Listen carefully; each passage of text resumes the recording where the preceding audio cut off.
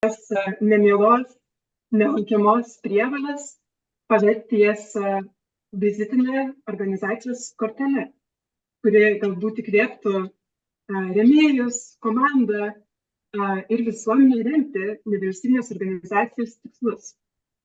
Ir šiek tiek trumpai apie Giedrę. Giedrė jau su nevyriausybiniu sektoriumi dirba daugiau nei 15 metų. Ji yra konsultantė, pranešėja ir Giedrės moto yra padėti nevyriausybinėms organizacijoms tapti pačia geriausia savo versija.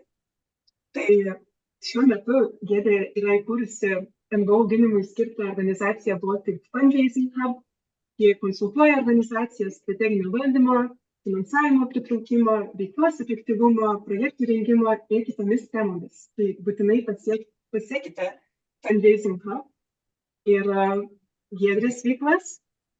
Taip pat dėkojame, kad šiandien esat kartu ir nepamirškite užduoti jums rūpimų klausimų komentaruose. Mes būtinai su Giedre šitos info valandos gale juos aptarsime. Tai nieko nelaukdama perduodu nuotolinį mikrofoną Giedrei. Ačiū labai, Ieva, už pristatymą. Labai smagu būti, prisipažinsiu, nebe pirmą kartą jau esu info valandoje. Tai labai smagu, kad ir tokiu nuotoliniu būdu pabendrauti su dideliu, labai tikiuosi, būriu puikių, aktyvių nevyriausybinių organizacijų. Turiu jums prisipažinti iš pat pradžių, kad kai gavau kvietimą iš Atviros Lietuvos fondo pakalbėti būtent apie metines ataskaitas, pagalvojau, kad neįdomesnės temos, kaip ir nėra. Labai sunku surasti neįdomesnį topiką.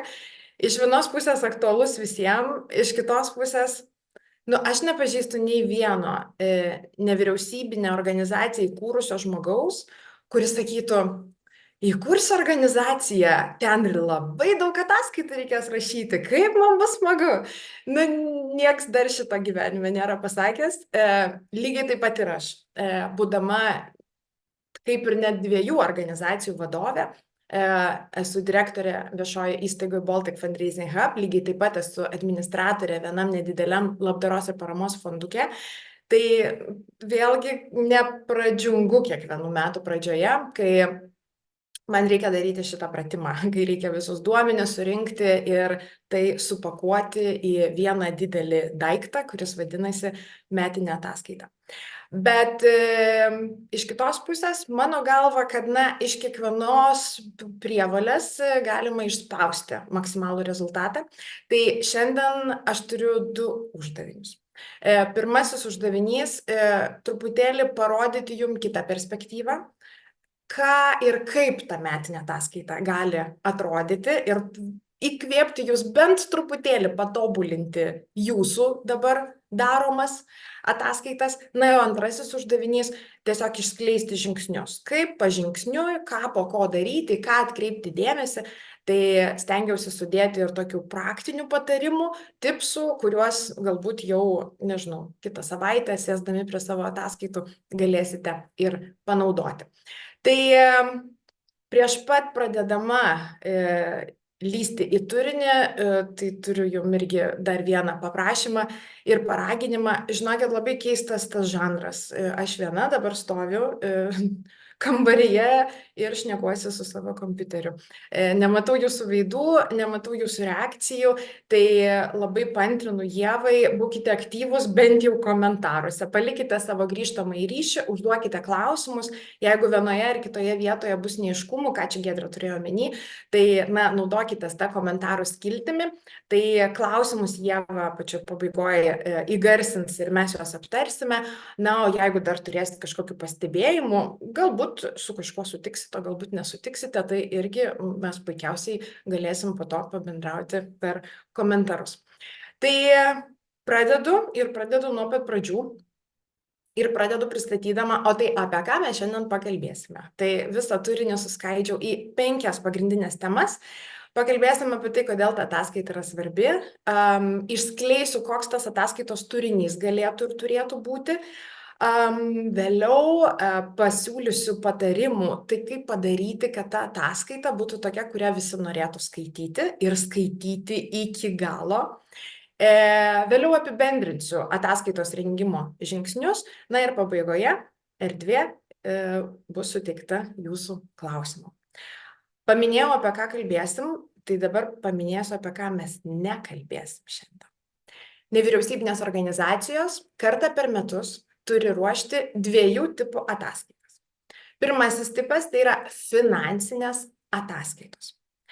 Tai gali būti metinių finansinių ataskaitų rinkinys, kurį sudaro iš viso 3 dokumentai. Finansinės būklės ataskaita, veiklos rezultato ataskaita ir aiškinamasis raštas. Kai kurios organizacijos iš visų šitų rinkinių, įskaitant ir turininę dalį, padaro supaprastintą ataskaitą, jos turi teisę tokią supaprastintą ataskaitos formą pildyti. Ir šitas dalykas irgi vadinasi metinė ataskaita. Bet mes apie finansus labai daug nekalbėsim, būtent apie šitas ataskaitas nekalbėsim. Šiandien mes kalbėsim apie turinio ataskaitą. Kai kuriom organizacijom, viešosiom įstaigom ir asociacijom oficialiai tai vadinama veiklos ataskaita. Labdaros paramos fondam tai vadinasi metinis pranešimas. Bet šiandien šitame kontekste, kalbėdami apie veiklos ataskaitą, metinį pranešimą arba metinę ataskaitą ar dar kažkokius terminus tarpinius, jeigu vartosiu, tai tiesiog uždedu akcentą, kad mes kalbėsime apie lygiai tą patį, tą turininę dalį. Finansinę dalį paprastai daro buhalteriai, turininę dalį paprastai daro vadovai arba organizacijų komandos atstovai. Tai vat mes apie tą turinį, apie tą komandos namų darbą labai didelį šiandien ir kalbėsime. Taigi pradedu nuo pagrindinės žinutės, tai kodėl ataskaita yra svarbi. Ir žinoma, kaip ir pačioje pradžioje Ieva įvade minėjo, tai yra prievolė. Jos nedaryti jūs neturite galimybių. Jeigu anksčiau, tai dar gal truputėlį pro pirštus būdavo pažiūrima į tai, registrų centras irgi labai smarkiai nesikabinėdavo ir net netikrindavo, kokį dokumentą nevyriausybinė organizacija įkelia į tą vietą, kur turėtų būti ta turininė ataskaita. Tai žinokite, šiais laikais reikalai griežtėja. Ir netgi girdėjau gandus, kad mokesčių inspekcija pradės taikyti labai realias nuobaudas organizacijom, kurios viso ataskaitų rinkinio nepateikė laiku.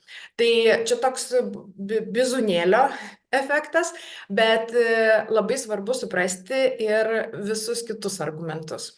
Ir ten jau truputėlį ir naudos. Labai norėčiau jums pabrėžti, kad ataskaita duoda jums ir naudos. Tai visų pirma, ataskaita yra jūsų komunikacijos kanalas.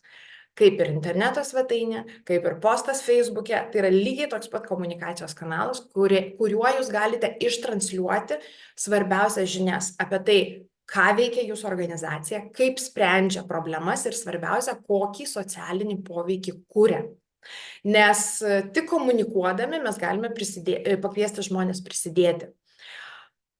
Galų gale tai yra ir galimybė apibendrinti ir reflektuoti praėjusius metus. Aš puikiai žinau, kuo jūs gyvenate. Jūs esate užsisukę savo reikaluose. Jūs bendraujate su naudos gavėjais, jūs administruojate savanorių darbą, jūs bendraujate su buhalteriais ir turite krūvą, milijoną dalykų, kuriuos turite padaryti. Ir galbūt pareflektuoti, pasižiūrėti atgal, apibendrinti rezultatus nėra laisvo laiko, atliekamo laiko. Gaisrai visada jūsų rutinoje užima pirmąją vietą. Taigi, metinė ataskaita tikrai yra pati puikiausia galimybė paimti, pareflektuoti, dedikuoti laiką tam, kad susistemintumėte informaciją apie tai, kaip jums sekėsi praeitais metais, ją palyginti su galbūt už praeitais metais ir taip paieškoti ir susiformuluoti galbūt dar papildomų įžvalgų apie tai, kaip jūsų organizacija turėtų toliau plėtotis ir augti. Finansinių ataskaitų papildymas ir paaiškinimas turiu omeny, kad finansinių ataskaitų duomenų į turinio ataskaitą kopijuoti nereikia. dubliuoti kitų ataskaitų duomenų nėra visiškai jokios prasmės, nes tiek finansinės ataskaitos, tiek metinė ataskaita sudaro lygiai tą patį finansinių ataskaitų, arba metinių ataskaitų bendrąjį rinkinį, kuris yra viešinamas ten pat registrų centre viešai arba net ir ten pat jūsų interneto svetainėje. Tačiau finansinės ataskaitos, jau tos, kur buhalteriai ruošia, ten labai yra apie skaičiukus ir labai nėra vietos išskleisti tų duomenų, papasakoti daugiau apie tai, kokie jūsų tiksliai finansavimo šaltiniai buvo arba kokias sąnaudas jūs patyrėte. Tai turinio ataskaitoje yra tikrai tam proga ir yra labai vertinga užtikrinti ir papildomą skaidrumą, pateikiant šiek tiek daugiau duomenų arba paaiškinant finansinių ataskaitų duomenys. Na ir žinoma, aš čia net išskyriau, pažaliavau, kad labai svarbus uždavinys, kurį tikrai gali puikiausiai išpildyti jūsų metinė ataskaita, tai yra padėka bendruomeniai ir jūsų rėmėjams. Jūs neveikiate vakume. Jūs susikūrėte tam, kad spręstumėte konkrečių žmonių konkrečias problemas.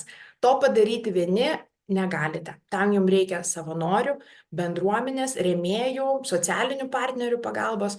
Tai yra puikia proga ataskaitoje, apibendrinant savo veiklos rezultatus, paimti ir padėkoti tiem, kurie padarė taip, kad jūs galėtumėte lengviau, efektyviau ir kitaip sėkmingiau veikti.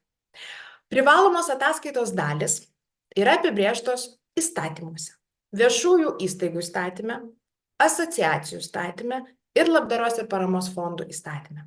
Tai matote čia 22, 10 ir 11 straipsnis, truputėlį pacituota, aš neskaitysiu visą informaciją, matote. Tai yra iš aktualios redakcijos paimta informacija, tai reiškia, kai jau šiais metais ruošite ar pabaigsite ruošti, ar tik pradėsite ruošti ataskaitas, tai vėlgi jums užtenka užmesti akį štai šitą sąrašiuką pagal tai, kokią juridinę formą turi jūsų organizacija, ir reiškia, tai yra minimalios, tokios pačios minimaliausios dalis, kurios privalo būti atskleistos jūsų ataskaitoje. Mano rekomendacija kitais metais ir po to dar kitais metais, žodžiu, kiekvienų metų pradžioje, kai pradėsite ruošti ataskaitas, užmeskite akį į tą įstatymą ir į tą dalį. Kartais būna vienokių ar kitokių pakeitimų, tai jeigu netyčia, pavyzdžiui, tas duomenų paketas, informacijos paketas bus praplėstas, kad jūs nieko nepražiopsotumėte ir žinotumėte, ko iš jūsų minimaliai yra reikalaujama. Ir uždedu akcentus apie tokius terminus, formalius pavadinimus. Tai viešosiom įstaigom ir asociacijom tai vadinama veiklos ataskaita, labdaros paramos fondam tai vadinama metiniu pranešimu. Bet vėlgi, jeigu jūs pateikėte išsamią informaciją, tiesą sakant, nėra baisiai svarbu, kaip jūs tai pavadinsit veiklos ataskaitą, metinę ataskaitą, metiniu pranešimu ar kažkaip. Svarbu, kad pati svarbiausia informacija būtų pateikta ataskaitoje, o ta ataskaita būtų pateikta ten, kur jinai ir turi būti pateikta. Ataskaitos turinys. Aš suskirščiau į 4 pagrindinės dalis. Tai, ką jūs turite atspindėti ir kokią informaciją jūs turite pateikti ataskaitoje. Turi būti būtinai pagrindinė informacija apie organizaciją, vykdyta veikla, socialinis poveikis, rėmėjai, partneriai ir finansinė informacija. Tai aš turiu paruošusi platesnius apibūdinimus, ką aš turiu omeny kalbėdama apie vieną arba kitą punktą. Ir maža to, aš jums turiu parodyti ir keletą pavyzdžių. Tai ruošdamasi šios dienos webinarui, peržiūrėjau keletos organizacijų veiklos ataskaitas ir tuos gabaliukus, kurie man labiausiai patiko, įsitraukiau į skaidres ir netgi įdėjau nuorodas, kad jūs patys galėtumėte ir po šito webinaro arba ruošiant ataskaitą jau savo, nueiti į tų organizacijų interneto puslapius ir pasižiūrėti į vieną ar kitą tos ataskaitos dalį. Aš manau, kad geroji praktika tikrai turi būti geras pavyzdys ir niekas nesupyks, jeigu gerus dalykus, geras idėjas ir kažkokias gerus pavyzdžius imsite ir panaudosite savo veikloje. Taigi pradedu nuo pirmojo punkto, kas sudaro pagrindinę informaciją apie organizaciją. būtinai vizija, misija, jūsų sprendžiama problema, taikomas sprendimas. Taip pat būtina paminėti, čia ypač prie tų būtinųjų, žodžiu, punktų yra pabrėžtina, jūs turite paminėti ir išsikeltus tikslus. Ką jūs išsikėlėte praėjusiam metams, už kuriuos jūs dabar atsiskaitote ir galų gale, ką jūs planuojate ateityje, būsimiems metams. Tačiau, čia matote, yra tokia nedidukė žvaigždutė. Jeigu jūs esate, kaip ir tvari organizacija ir planuojate ir turite ilgalaikę veiklos strategiją, akivaizdu, kad jūsų strateginiai tikslai, jie nesikaitalioja su kiekvienu pusmečiu arba metais. Reiškia, jūs šitoje vietoje tikrai drąsiausiai galite paminėti tiek prie išsikeltų praeitie metam tikslų, tiek prie būsimų tikslų, iš esmės tuos pačius strateginius tikslus, paminėdami, kad tai yra jūsų strategija, kuri, pavyzdžiui, patvirtinta 23 metais ir galioja iki 27, 8 arba kažkelintų metų. Dar būtina informacija yra narių skaičius. Jeigu jūs esate asociacija, jeigu esate viešoji įstaiga arba labdaros paramos fondas, būtina nurodyti dalininkus, būtinai reikia nurodyti jų įnašus. Įnašai tai net tokia skaičius, reiškia eurais ir sumomis turėtų būti šita suma nurodyta. Jeigu turite valdybą, tarybą arba kitą kolegialų organą, būtinai nurodykite valdybos narius. Žinoma, be abejonės atskleiskite, kas yra jūsų vadovas. Ir labai rekomenduoju net ir komandą pavardinti, kas stovi už šitos organizacijos vairo. Dar su žvaigždute įtraukiau tokį dalyką kaip vadovo žodis, jis yra niekaip nebūtinas ir neprivalomas, tačiau jeigu turite ką pasakyti, jūs kaip vadovai turite kam padėkoti, mano nuomonė, tai yra labai labai puikia vieta tokiu tinkamu tonu pradėti ataskaitą, būtent su tuo vadovo žodžiu. Ir žinoma, jūsų rekvizitai ir jūsų kontaktinė informacija, tai jų metų ataskaita gali būti kaip didelė išplėstinė vizitinė kortelė. Tai tegul toj kortelėj būna ir jūsų banko sąskaitos numeris, ir įmonės kodas, ir visa kita svarbi informacija. Galbūt kas nors perskaitys ir nuspręs, kad tai yra būtent ta organizacija, prie kurios jie nori prisidėti dabar. Tai dėl to duokite galimybę jiems susisiekti su jumis. Ir mano pažadėtas pavyzdys, šitoje dalyje labai noriu parodyti pavyzdį iš Sengirės fondo ataskaitos. Tai štai taip Sengirė pakankamai anksti, man atrodo, 2 ir 3 skaidrė, labai pradžioje savo ataskaitos pasakoja apie savo misiją, apie tai, kokią problemą sprendžia ir įvardina 3 pagrindinės veiklas, kurias jinai ir vykdo. Dar vienas puikus pavyzdys, štai taip Sengirės fondo vadovas ir įkūrėjas Mindaugas Survila pradeda ir, kaip sakant, taria savo žodį ataskaitos pradžioje. Ir atkreipiu dėmesį, koks yra pats pirmasis žodis, o pats pirmasis žodis ir yra ačiū už 22 metus. Tai mano nuomonė, jei tik turite kam dėkoti, išnaudokite tą vadovo žodžio tribūną ir metinėje ataskaitoje. Romanų nerašykite, 3-4 pastraipos yra puikiausiai ir užtektinai to, ko reikia jūsų auditorijai. Važiuojame toliau. Antroji dalis jūsų ataskaitoje turėtų būti išsami informacija apie vykdytą veiklą ir socialinį poveikį. Šita informacija turėtų būti pati gausiausia ir užimti daugiausiai vietos jūsų veiklos ataskaitoje. Ir ten turėtumėte pateikti keliais pjūviais informaciją. Kiekybinių rodiklių aspektu reiškia pateikti skaičius, kokybinių rodiklių aspektu reiškia, kaip kokybiškai jūs veikiate. Na ir toks dar trečiasis mano punktas išskirtas įgyvendinti ar įgyvendinami projektai. Tai čia labai orientuojasi projektinės organizacijas, kurios visą arba pagrindinį savo finansavimą gauna per projektus. Taigi prie pagrindinių rodiklių tai turėtų būti ar galėtų būti naudos gavėjų skaičius, demografiniai duomenys apie jūsų klientus, veiklos geografija, kokiuose miestuose ir regionuose veikiate, suteiktų paslaugų skaičius per metus, savanorių skaičius, savanorystei skirtos valandos ir taip toliau ir panašiai. Visą tai iliustruokite nuotraukomis, sėkmės istorijomis, klientų atsiliepimais, pasiekimais, gal apdovanojimą kažkokį gavote, ne, iš, nežinau, mero ar prezidento rankų, tai tikrai galite pasidžiaugti tuo ir veiklos ataskaitoje. Jūsų organizacija veikia ne šiaip savo. Ji juk susikūrė tam, kad spręstų labai labai konkrečią problemą.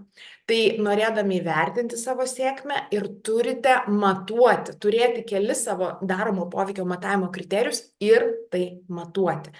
Na, pavyzdžiui, jeigu jūsų organizacija veikia kažkokiam nedideliam Lietuvos mieste ir organizuojate neformalų ugdymą ir neformalų švietimą jaunuoliams. Tai galite skaičiuoti, kiek paauglių per metus sudalyvavo jūsų veiklose.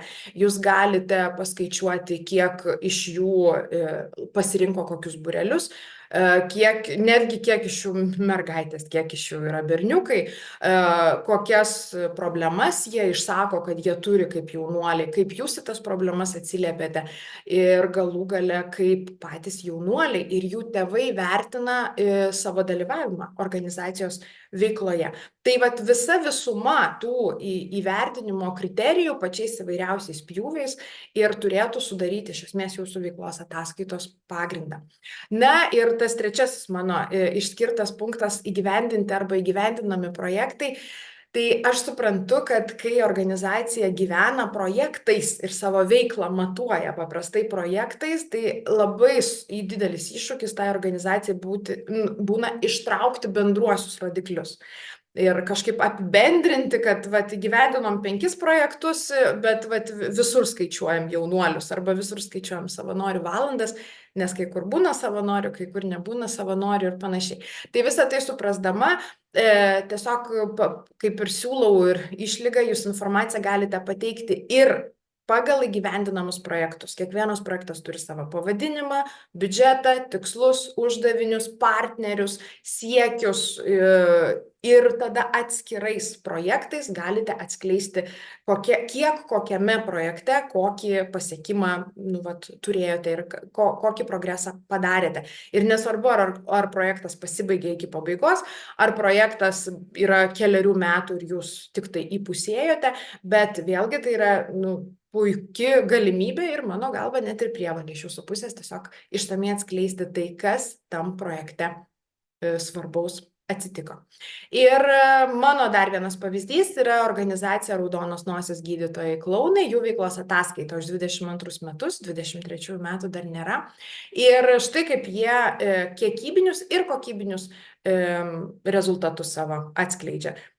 Kiekybiškai jie skaičiuoja, kiek aplankė vaikų, kiek klounai padarė vizitų, kiek kartų susitiko su senjorais ir ten net ir daugiau įvairių atskleista duomenų, čia tik tai viena iškarpa, o prie kokybinių jie keletą atsiliepimų yra idėja apie tai, ką mamos galvoja, tų ligoniukų aplankytų, apie tai, kaip jos jaučiasi, kaip senjoras aplankytas jaučiasi ir panašiai. Ir visa tai irgi yra iliustruota labai smagiomis emociją keliančiomis nuotraukomis. Judame toliau, turime rėmėjus ir partnerius. Verslo rėmėjai, kurie suteikia paramą pinigais, prekiam ar paslaugomis. Galbūt partnerius turėjote, su kuriais vykdėte bendrą veiklą. Galbūt instituciniai partneriai buvo savivaldybė ar ministerija, kuri suteikė jums projektinį finansavimą. Galų gale, galbūt jūs turite paslaugų tiekėjus. Labai gerą profesionalią buhalterinės apskaitos įmonę, o galbūt IT paslaugas suteikia jums kažkokia įmonė, kuri tiesiog nuostabiai sutvarkė jūsų interneto puslapį, integravo aukojimo mygtuką ir jūs dabar galite paramą rinkti ir panašiai. Tai nesvarbu, kad tiem tiekėjam gal mokėjote už paslaugas ir jie gal pro bono nedirbo, tačiau jūs vertinate jų pastangas, jūs vertinate jų veiklos kokybę ir tikrai turite teisę ir mano galva tikrai ir puikiausia galimybė paimti ir jiem padėkoti. Galite tuos visus rėmėjus, ypač jeigu jų yra daug, bet taip ir skaidyti pagal atskiras kategorijas. Gali būti rėmėjai, gali būti aukotojai, gali būti palaikytojai, gali būti draugai, gali būti komunikacijos partneriai, socialiniai partneriai ir panašiai. Lygiai taip pat jūs galite tas antraštes pasirinkti net ir per padėkos temą, konkrečiai vardinti. Už pagalbą viešinant mūsų veiklą dėkojame. ir pavardinti. Arba už paramą šeimoms reikalingais daiktais mes dėkojame štai šitom ir šitom įmonėm. Tai čia bus toks net dar individualesnis priėjimas prie štai tokios padėkos. Ne tik padėkoti, bet dar ir už kažką labai konkretų padėkoti. Ir čia yra pavyzdys, Niekieno vaikai organizacija, puikiai, manau, visiems žinoma, tai čia jie netgi kelis lapus turi tų rėmėjų ir čia yra pirmas iš tų lapų, tai vat jie turi rėmėjus iš visos širdies ir rėmėjus. Tai įtariu, rėmėjai iš visos širdies aukojo iš visos piniginės, įtariu, jie yra reikšmingom sumom parėmę, na, o rėmėjai irgi parėmė reikšmingai, bet gal truputėlį mažiau ir taip vat, net kelios rėmėjų kategorijos pas juos. Ką labai norėčiau atkreipti dėmesį jūsų, jūs turėtumėte ir aš labai rekomenduoju atsiklausti ypač verslo rėmėjų ir institucinių partnerių, ar jie suteikia leidimą dėti logotipą.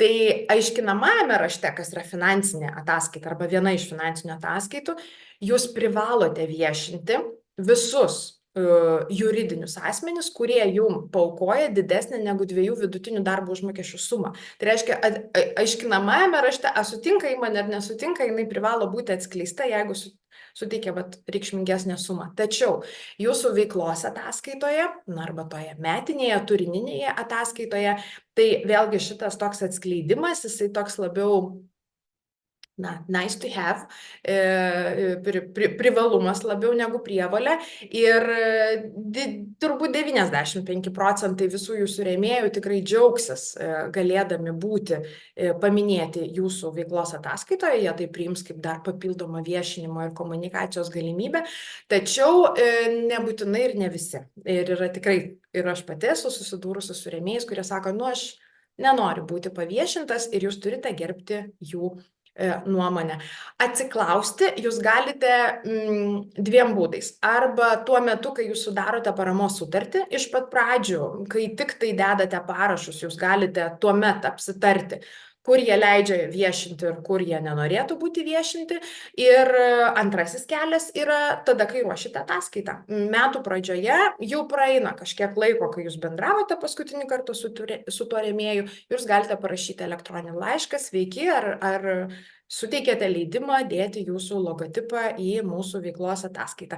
Tiesą sakant, čia yra puikus būdas dar kartą apie save priminti ir galbūt su tuo rėmėju vėliau pratęsti pokalbį apie tai, kad o kaip šiųmetinis jūsų rėmimo krepšelis?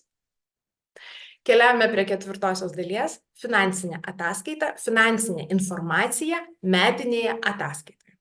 Tai, kaip jau ir minėjau, dubliuoti informacijos, kurios yra finansinėse rimtose dalyse tikrai nereikia, tačiau labai rekomenduoju išskleisti pajamas pagal finansavimo šaltinius, kiek gavot paramos, kiek gavot projektinio finansavimo ir iš ko, kokių pajamų iš komercinės veiklos gavote, gal pardavėte paslaugas, gal esate socialinis verslas ir prekes pardavinėjate ir panašiai. Jeigu esate asociacija, turite nario mokestį ir visi kiti įmanomi finansavimo šaltiniai turėtų būti išskleisti. Galima išskleisti tiek absoliučiomis sumomis, reiškia, iš viso pajamų buvo 10 000, iš kurių parama 1000, projektinis finansavimas 3000 ir panašiai, o galima išskleisti ir tam tikromis proporcijomis, jūs procentais galite nurodyti, kad 30% buvo paramos, 20% projektinis finansavimas ir panašiai. Lygiai taip pat labai rekomenduoju išskleisti ir sąnaudas pagal pagrindinės jūsų biudžeto eilutes. Nėra vieno sąrašo, kokiom biudžeto eilutėm reikia skaidyti, nes kiekviena organizacija iš esmės turi savo kaštų struktūrą. Savanorystė grįstos organizacijos galbūt daugiausiai pinigų išleidžia savanorių apmokymui ir išlaikymui, motyvavimui ir kitiem dalykam. Socialinės paslaugas teikiančios organizacijos didžiąją dalį turi darbo užmokesčių, socialiniam darbuotojam, socialinių darbuotojų padėjėjam reikia mokėti algas ir taip toliau ir panašiai. Tai tas pagrindinės biudžeto eilutes jūs išsiskiriate patys. Tačiau labai svarbus dalykas, kad jūs iš esmės, turėtumėte, turbūt kaip minimum kokias 6 eilutes, jeigu dar galite pasmulkinti iki 10 ar 12 eilučių, tai irgi yra labai geras dalykas. Tai parodo jūsų skaidrumą. Ir ne tik skaidrumą, čia toks trečias punktelis yra informacija apie efektyvumą ir konversiją. Tai irgi labai rekomenduoju šitą informaciją iš tokį rodiklį susiskaičiuoti ir įsitraukti. Bet dabar noriu parodyti keletą pavyzdžių ir tuoj plačiau papasakosiu, ką aš čia turiu omeny su šituo prašmatniu žodžiu. Jaunimo linijos pavyzdys, štai taip jinai į vieną lapą sudėjo gautos paramos pagrindinė informacija ir sąnaudų pagrindinė informacija. Ir netgi labai aiškiai parodė ir paaiškino, tai kur dingo tie 8 000 skirtumas tarp gautos paramos ir veiklos išlaidų, puikiausiai yra žvaigždutė ir parašyta, kad skirtumas kaupiamas rezervo fonde. Tai viskas užmetus akį į šitas diagramas, tai diagramos yra labai geras dalykas, atskleidžiant finansinį informaciją, užmetus akį diagramas, schemas, stulpelius ar, žodžiu, pyragus, daug lengviau yra suprasti tai, kaip atrodo kaštų struktūra organizacijos ir iš kur pas ją ateina pinigai ir kur iškeliauja pinigai. Bet turim dar vieną pavyzdį, kuris man tikrai labai labai smagus ir kelianti šypseną, nebūtina finansinės sausos informacijos pateikti nuobodžiai. Jūs galite informaciją pateikti štai taip, kaip Maisto bankas pateikė per brokolius, kopūstus ir visus kitus vaisius ir daržovės. Štai taip jie savo veiklos ataskaitoje pasakoja, kaip jie gauna ir iš kur gauna finansavimą, o štai taip jie labai aiškiai išskaido, išskirsto ir pademonstruoja, kaip jų kaštų struktūra atrodo. Tai yra tam tikrų tikrai puikių ir kūrybiškų sprendimų informaciją pateikti nenuobodžiai ir taip, kad būtų pakankamai greita ir labai greitai pagauti mintį ir suprasti tai, kaip ta organizacija finansiškai veikia, kiek jinai yra tvari. O čia yra mano žadėtas paaiškinimas, kas yra konversija. Konversija tai yra santykis tarp jūsų organizacijos pasiekto kiekybinio rodiklio ir tarp jūsų pateiktų sąnaudų. Šitas rodiklis parodo veiklos efektyvumą. Iš esmės, jis parodo, kaip jūs gautą finansavimą iš visur, projektai, parama, nesvarbu, visą gautą finansavimą konvertuojate į realias paslaugas ir pagalbą tiesioginiam naudos gavėjui.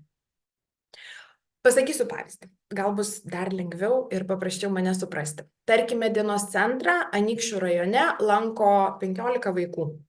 O pernai 2023-aisiais dienos centrų išlaikyti iš viso buvo išleista 30 000 eurų. Čia yra visas biudžetas. Ir darbo užmokestis, ir komunalinės, ir ten edukacinės veiklos, iš viso 30 000. 30 000 padaliname iš 15 ir gauname 2000 eurų. Tai reiškia, kad vieniem metam, vienam vaikui kainuoja dienos centro paslaugos iš viso 2000 eurų.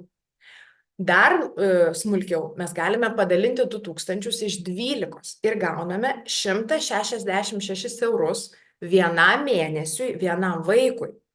Ir jeigu darome prielaidą, kad dienos centras veikia visomis darbo dienomis, o per mėnesį vidutiniškai darbo dienų yra 20, 166 padaliname iš 20 ir gauname, kad vienam vaikui viena diena dienos centre kainuoja 8 eurus. Ir kai mes turime tokį skaičių, mums yra labai lengva pasilyginti su kitais ankstesniais metais, kaip mums sekėsi 22 metais, kaip mums sekėsi 21 metais, matuoti savo efektyvumą, kaštų struktūrą, galų gale įtaką, kainų pokyčio, infliacijos ir visų kitų dalykų įtaką mūsų veiklai. Ir dar vienas labai papildomas toks, ir sakyčiau, gal net ir svarbesnis tikslas gali būti pasiektas, kai jūs suskaičiuojate savo konversiją. Jūs turite argumentą pokalbiuose su aukotojais. Jūs turite argumentą, kai jūs einate kalbėti ypač su instituciniais partneriais, savivaldybėm arba ministerijom, kurios, kaip ir teoriškai turėtų prisidėti prie dienos centrų išlaikymo, o praktiškai, tie biudžetai kažkaip neauga arba neauga taip greitai, kaip, pavyzdžiui, infliacija auga. arba neauga taip greitai, kiek poreikis jūsų mieste arba bendruomenėje auga, kiek tų vaikų norėtų lankyti jūsų dienos centrą. Tai kai jūs turite tokias konversijas, kai jūs esate pasiskaičiavę, jūs turite papildomą argumentą tiek šnekėti su instituciniais partneriais ir sakyti realiai, kiek kainuoja viena diena ar viena valanda ar vienas kažkas, viena konsultacija, priklausomai nuo to, kokią veiklą vykdote. Ir lygiai taip pat, kai jūsų paklaus rėmėjas arba aukotojas, kuris ateis ir sakys, o tai kiek man paaukoti, kiek jums reikia? Tai ir jeigu žinote, kad 30 000 kiek jums metam reikia, tikėtina, jis negali paaukoti, tačiau jūs galite sakyti, vieno vaiko metai dienos centre kainuoja 2000 eurų. Ir tada rėmėjas pats gali spręsti, ar jis gali įmonę paremti 2000 eurų sumą, galbūt 4000 eurų sumą. Nors linkiu, kad būtų 6000 ir dar didesnės sumos. Taigi konversija labai raginu tokį skaičiuką turėti. Ataskaita, kurią norisi skaityti iki galo. Tai ką tik aptarėme, tai koks tas turinys turi būti iš viso ataskaitoje, kiek kokių duomenų mums reikia surinkti, o dabar kaip visą tai patogiai sudėti į formatą, kuris būtų patrauklus akiai ir kurią tikrai žmonės norėtų skaityti ir galbūt net ir pasidalinti su savo bičiuliu. Tai visų pirma, patogus formatas. Niekas nepasakė, kad jūsų ataskaita privalo būti A4 formato. Niekas nepasakė, kad jūs turite Microsoft Word dokumente rašinėlį, referatą parašyti 5 lapų. Niekur taip neparašyta ir aš to labai nerekomenduoju. Įsivaizduokite, kad jums iš metinės ataskaitos reikia padaryti tokį įspūdį, kokį palieka brošiūra arba labai kokybišką prezentaciją. Tai ir jūs turite pagalbininkų, jūs galite naudotis Canva, jūs galite daryti per tą patį PowerPoint'ą. Štai, jūs matote mano skaidres, nėra nei vienos priežasties, kodėl labai panašiai dizainiškai negali atrodyti ir jūsų veiklos ataskaita. Galite ir tam pačiam Word'e visą tai daryti, bet va čia matote nuorodą, joje galite rasti pačių įvairiausių jau iš dalies padarytų šablonų, kurie turi įvairius vizualinius elementus ir jie pagyvina tokį vientisą tekstą, kurį tampa lengviau skaityti, patraukliau, leidžia įterpti iliustracijas ir kažkaip gražiai padaryti gražų dokumentą. Būtinai turėkite omeny, kad jūsų dokumentas turi būti patogus skaityti kompiuteryje ir net telefone. Baigėsi laikai, kai mes čia visi galbūt popieriais buvom apsikrovę ir jūs dalinsite savo ataskaitą, turbūt elektroninę versiją labiausiai, tai turi būti labai tam pritaikyta. Ir adekvati apimtis. Irgi niekur nėra parašyta, kokios apimties turi būti ta ataskaita. Yra ir 20 puslapių, yra ir 40, yra ir 60 puslapio ataskaitos, tačiau atsistokite į skaitytojo batus. Paprastai žmonės labai užimti būna ir jiem gali būti labai sunku surasti laiko išsamiai iki pat galo perskaityti 100 lapų jūsų veiklos ataskaitą. Jeigu jūs visą reikalingą informaciją gražiai galite sudėti į 10 puslapių, sudėkite 10 puslapių ir patikėkite, nuo to jūs prastesni arba prastesnėje šviesoje nebūsite matomi. Vientisas stilius. Jeigu jūs turite prekės ženklo knygą, angliškai brandbooką, tai yra labai puikiai jums paruoštukė ir jūs žinote, kokias spalvas pagal savo brandbooką naudoti. Va čia matote iliustracijoje įkėliau iškarpą iš Baltic Fundraising Hub, savo organizacijos brandbooką. Ir visai tyčia matote, kad aš ir vizualinius elementus naudoju, būtent žalius ir būtent oranžinius, ne šiaip savo, o todėl, kad, čia tokios mano prekės ženklo spalvos. Ir labai pravartu yra naudoti iš svetainės ar kitų jūsų organizacijos taikomų komunikacijos priemonių vizualinius elementus. Tai jeigu jūs ten burbuliukus mėgstate dėti Facebooko vizualus, lygiai tokius pat burbuliukus ar kažkokius kitokius vizualinius elementus galite dėti ir į savo veiklos ataskaitą. Ir taip būsite lengviau atpažįstami. ta pati taisyklė galioja šriftam. Tai kuo mažiau makaluotis, jeigu turite kažkokį vieną vientisą šriftą, kurį dažniausiai naudojate, tai jį lygiai taip pat ir naudokite savo veiklos ataskaitoje. Trečiasis mano patarimas – kalbėkite žmonių kalba. Nevartokite specifinio nevyriausybinio organizacijų žargono, kuriom jūs gal tarpusavį bendraujate organizacijos arba su valstybinėm įstaigom bendraujate. Aš žinau, kad labai sunku, ypač projektiniam organizacijom, kurios gyvena iš projektinio finansavimo, kažkaip persijungti iš tų projektinių žodžių į normalių žmonių žodžius, tačiau to labai reikia. Ir kadangi metinė ataskaita yra lygiai tokia pat komunikacijos priemonė su išoriniu pasauliu, kaip ir Facebook'o postai arba jūsų interneto svetainės tekstai, jūs turite kalbėti taip, kad jūs suprastų ne tik jūsų komanda ir artimiausi partneriai, bet ir žmogus apie jūs girdintis pirmą kartą, kad ir šitą močiutę. Tai įsivaizduokite, jeigu šitai močiutei jūs pasakysite: pernai mes suteikėme 50 žmonių psichosocialinės reabilitacijos paslaugas. Močiutė sakys, bet jeigu jūs pasakysite paprastai, pernai 50 vaikų su negale išvažiavo į vasaros stovyklą ir galbūt pirmąjį kartą atostogavo per metus pritaikytoje aplinkoje ir ugdė savo įgūdžius, susirado naujų draugų ir išmoko daug gerų dalykų. Visiškai kitaip ta pati informacija, suprantamesniais žodžiais pateikta, visiškai kitaip bus priimta jūsų auditorijos. Dar viena mano skaidrė ir dabar aš žinau, kur jūs pirmiausia pasižiūrėjote. Jūs pirmiausia ne į tekstą pažiūrėjote, jūs pirmiausia pasižiūrėjote į šitą nuotrauką ir į šitą iliustraciją.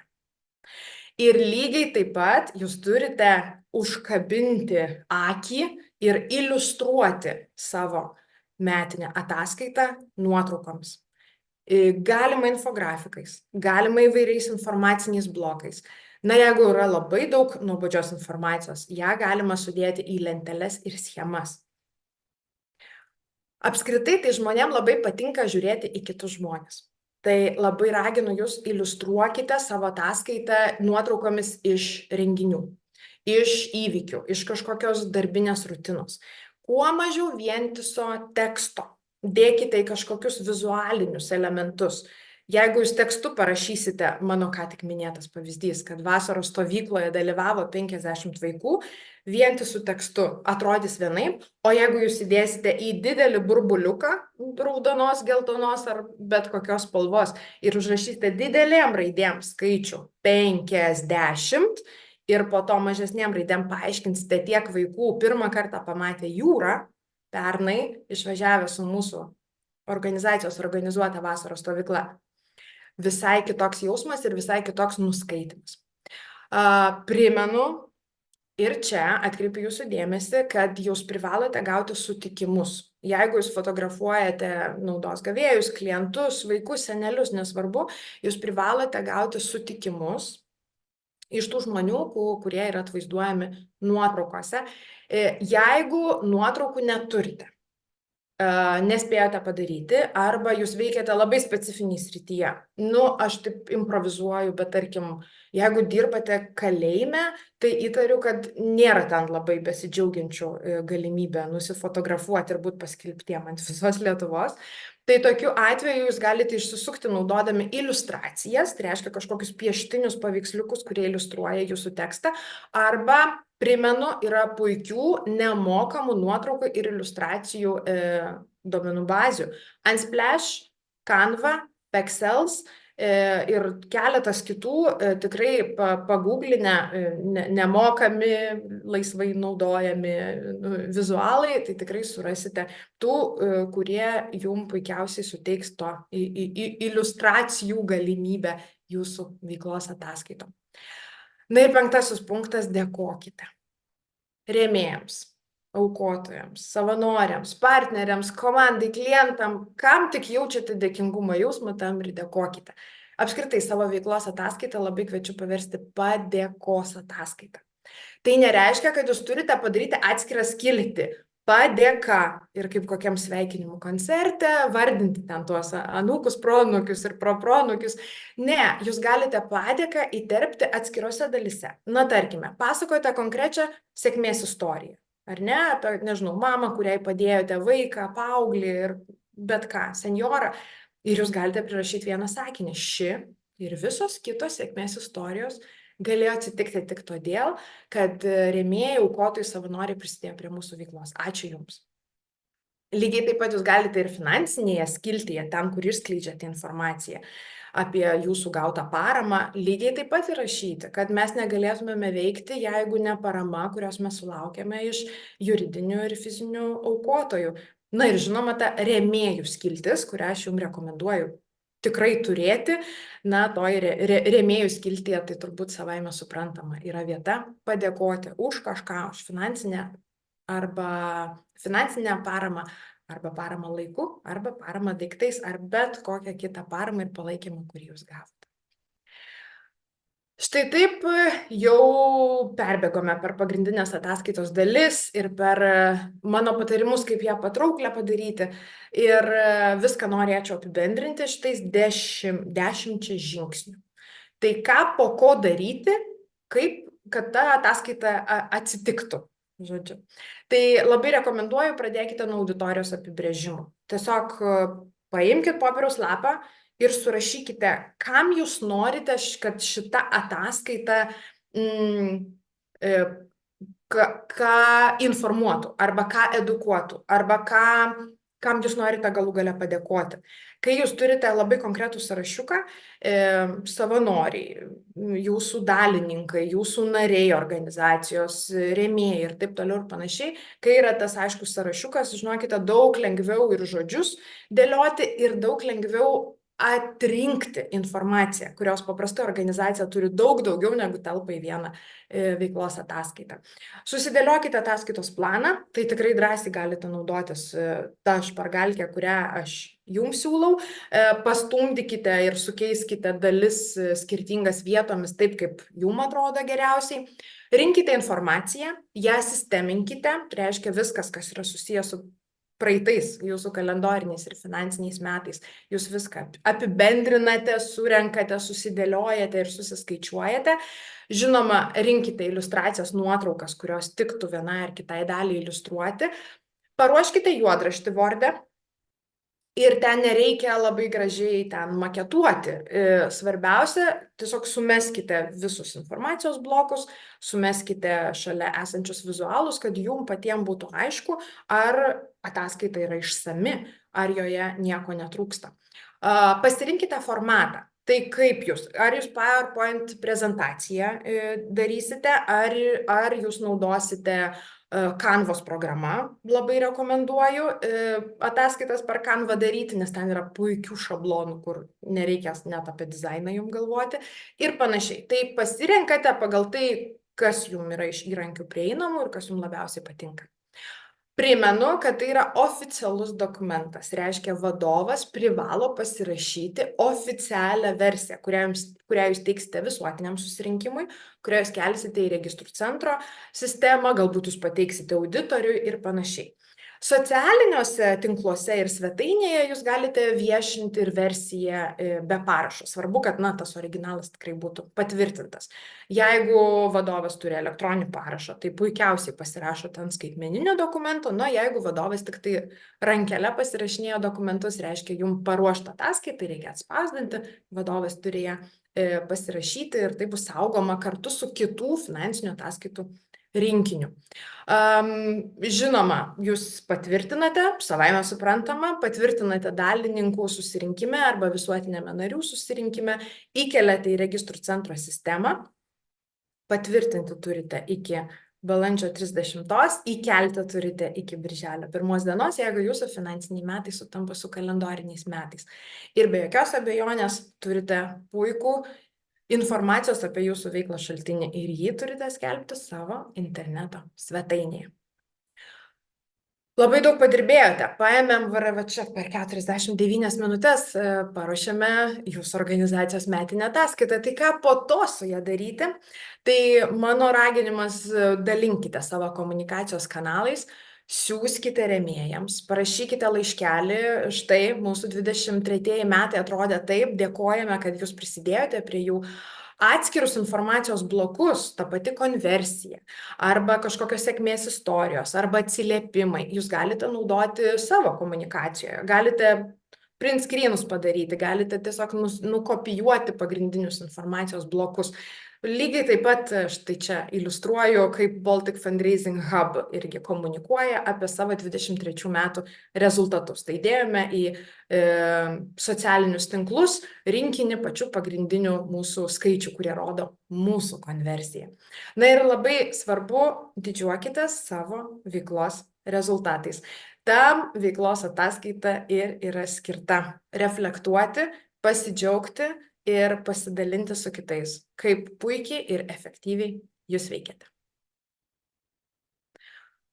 Nu va, paruošėme Ieva ataskaitą, baigiau savo pranešimą ir labai tikiuosi, kad yra bent vienas klausimas iš auditorijos. Ačiū, Giedrė. Aš tai jaučiuosi praėjus tokį kursą rimtą ir pasiruošus savo ateities metinės ataskaitas ruošti. Ir turiu tų klausimų. Labai gerai. Vienas klausimas, kas iš komandos turėtų įsitraukti, kiek žmonių turėtų prisidėti prie ataskaitos rengimo? Ar tai yra vadovo labiausiai reikalas, ar reikia įtraukti ir visą komandą? Labai geras šitas klausimas yra. Labai priklauso nuo to, kokio dydžio yra jūsų komanda. Jeigu organizacijoje yra 5 žmonės, vadovas ir tie, kurie veiklas tiesioginės vykdo, ten likę 4, tai tikėtina, kad vadovas viską ir darys. Todėl, kad per jį eina pagrindinė administracinė informacija, per jį eina skaičiai, per jį turėtų eiti visi poveikio matavimo įrankiai, nes kaip ir jis atsakingas už tai. Ir galų gale, kokia organizacija bebūtų, maža ir didelė, galutinė atsakomybė visada yra vadovo.